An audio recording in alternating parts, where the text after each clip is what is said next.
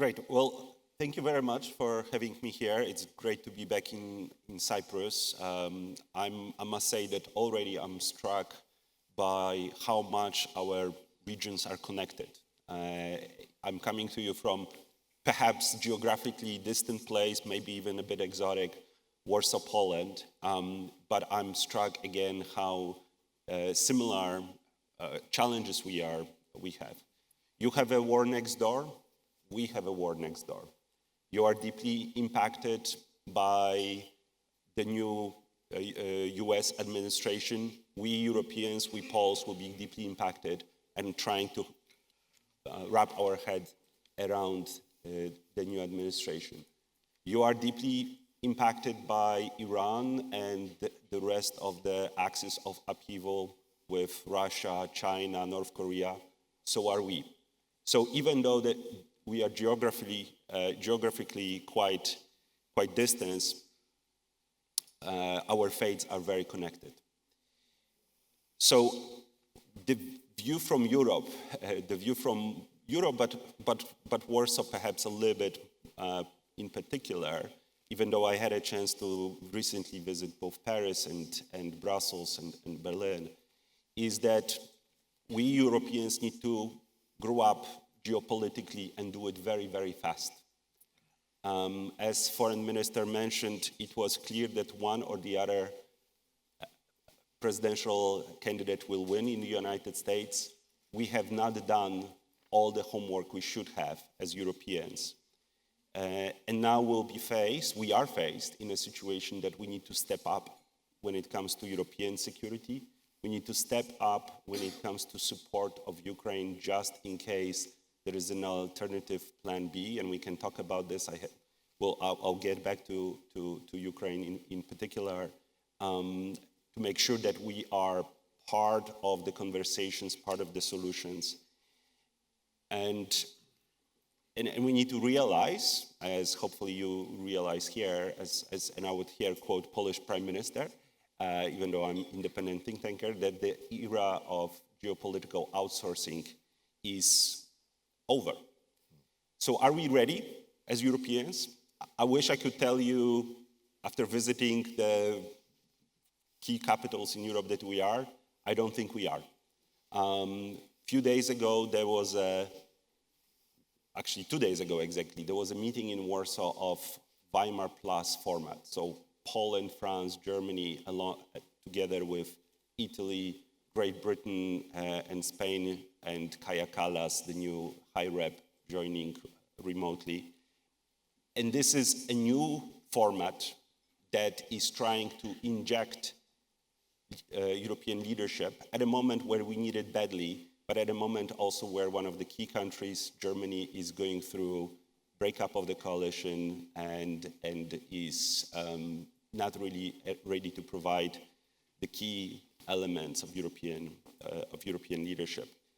But the stakes are so very high that we really cannot fail, I would say. And I'm not going to say that this is the hour of Europe. There was a famous foreign minister, I think, of Luxembourg, who said this, and after that, we proved as Europeans that we are not yet ready for the moment, but the stakes now are at least as high, probably much higher, as both the president and foreign minister said, for Europe to step up.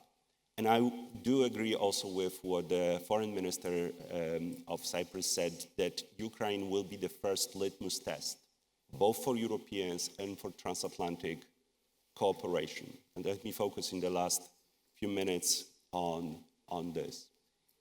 First of all, let me respectfully disagree with former foreign minister on a couple points when it comes to Ukraine. And I think I will emphasize what are the dangers of getting it wrong is. There is no Ukraine fatigue in Europe. Both societies and politicians are committed. The challenge is, of course, whether we can carry this burden. In Kiev, and I visited just a couple weeks ago, there is a determination to fight. Now, they have been fighting with one hand tied behind their back. They are bleeding out, but they are determined to fight. And Sir Kissinger, at the very end, did not call for neutrality to Ukraine, but actually before passing, he very openly talked about Ukraine needing to join NATO. Because the security guarantees for Ukraine, he did. I don't believe he said that. Then I will send you his statement. No way he would have said We can resolve that. Great, because there is He's not here. there is friend Google can help us solve this. no issue. way. Well, so it's very interesting because he did in the end actually say that. So the key thing here, it's clear that this war cannot go forever. It's understood in Kiev, it's understood in Warsaw, in other capitals. It's not entirely clear at all whether Putin's Russia wants to stop this brutal war, and in fact they are escalating. I think for us, it's important to understand what a bad deal in Ukraine would be.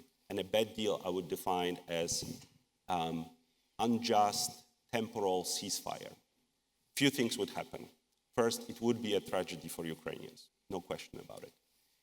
But also, we would have Russia that is emboldened, that has learned that using force in Europe works. The other countries that would like to use the force or using the force will be emboldened as well. And I would here point very much to Iran, that is an active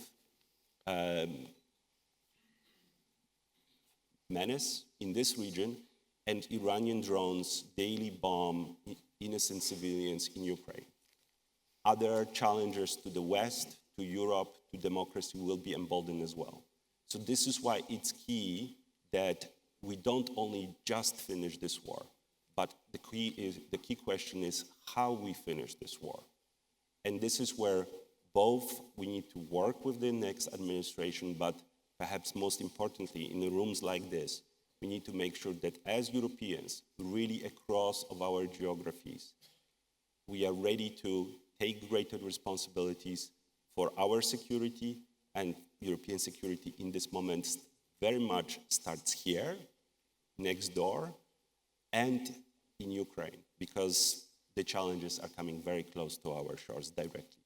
Thank you very much. Thank you, Michel.